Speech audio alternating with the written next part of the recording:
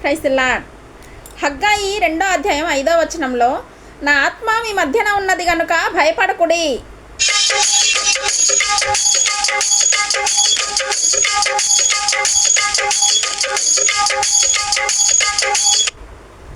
ఆయన ఆత్మ మన మధ్యలో ఉన్నప్పుడు మనం భయపడాల్సిన అవసరం లేదు.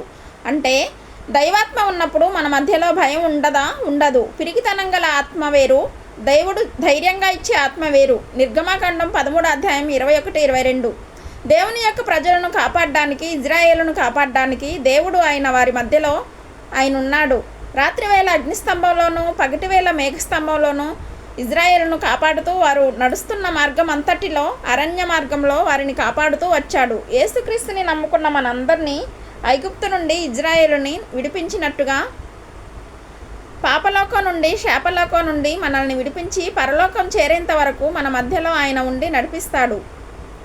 ఆత్మ ద్వారా దేవుడు బలంగా శాంసన్ మీదకి రాగా కొదమసింహాన్ని మేకపిల్లను చంపినట్టు చంపి పడేశాడట. అంటే కొదమసింహం ఈ రోజుల్లో ఎవరు? ఆ కొదమసింహం అంటే సింహం వల్లే సాతానుడు ఎవరిని మింగాలా అని చూస్తాడంట. విశ్వాస జీవితాన్ని పాడు చేయాలని, ప్రార్థన ఆపివేయాలని, దేవునితో మనకున్న సంబంధాన్ని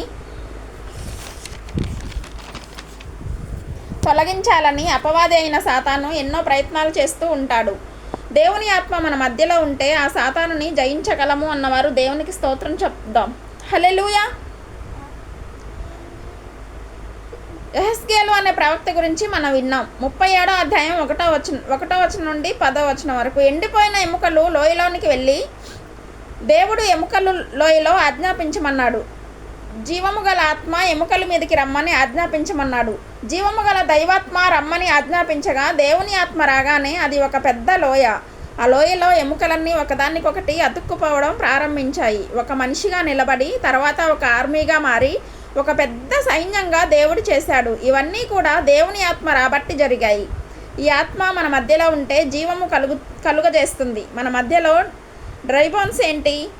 ప్రార్థనలో డ్రై అయిపోయిన వారు, ఆర్థికంగా డ్రై అయిపోయిన వారు, ఆత్మీయ జీవితంలో ఎండిపోయిన వారు, భక్తిలో ఎండిపోయిన వారు, విశ్వాసం అనేది లేకుండా చల్లారిపోయిన వారు ఎంతోమంది ఉన్నారు. అట్టి వారి యొక్క జీవితాలలో మళ్ళీ తిరిగి ఉజ్జీవాన్ని ఇచ్చేవాడు పరిశుద్ధాత్ముడు. హల్లెలూయా.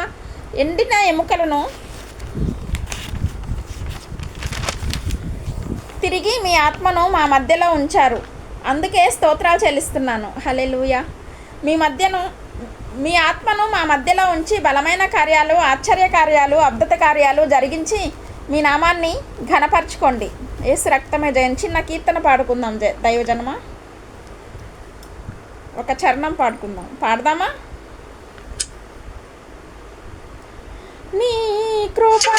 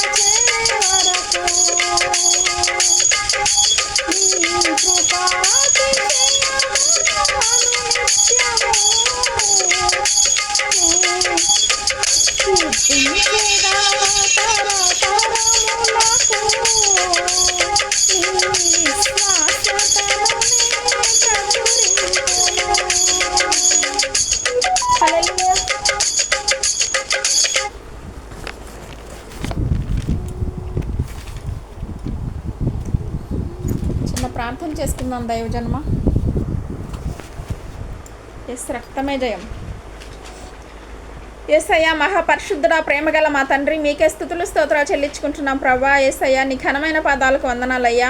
నీ ఉచితమైన కృపను బట్టి, ప్రేమను బట్టి, దయను బట్టి నీకే స్తుతులు స్తోత్రాలు చెల్లించుకుంటున్నాం ప్రభా. పరిశుద్ధాత్ముడా నీకే మహిమ డాడీ. యేసయ్య వారిని వెంటనే స్వస్థత కలుగునుగాక, విడుదల వచ్చునుగాక, సమాధానం కలుగునుగాక. మీ గాయపడిన హస్తమును చాపి వారికి ఉన్న సకల రోగాల నుండి విడుదల ఇచ్చి వారిని లేపి నడిపించడానికి నీ సాక్షులుగా నిలబెట్టుకోండి.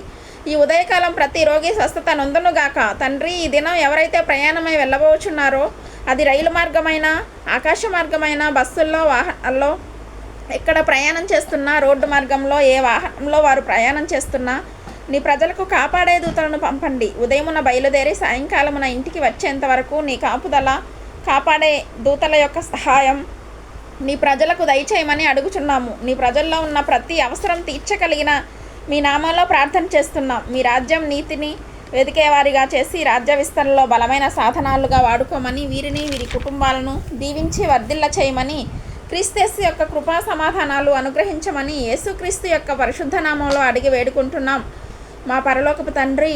Amen, amen. మీరు విన్న ఈ వాగ్దానం మీతోనే ఉంచుకోకుండా, వాగ్దానం విన్న వెంటనే ఆమెన్ చెప్పి ప్రార్థనలో ఏకీభవించిన తర్వాత మీ ఫ్రెండ్స్, స్నేహితులు అందరికీ సోషల్ మీడియాలో షేర్ చేయండి. ఈ లింక్ షేర్ చేయడం, ఇంకా సబ్స్క్రైబ్ చేసుకోకపోతే సబ్స్క్రైబ్ చేసుకోనండి. బెల్ ఐకాన్ మీద క్లిక్ చేయండి. ప్రభు కృప మీకు తోడై ఉండి నడిపించునుగాక. God bless you. హల్లెలూయా. దేవునికి మహిమ కలుగునుగాక.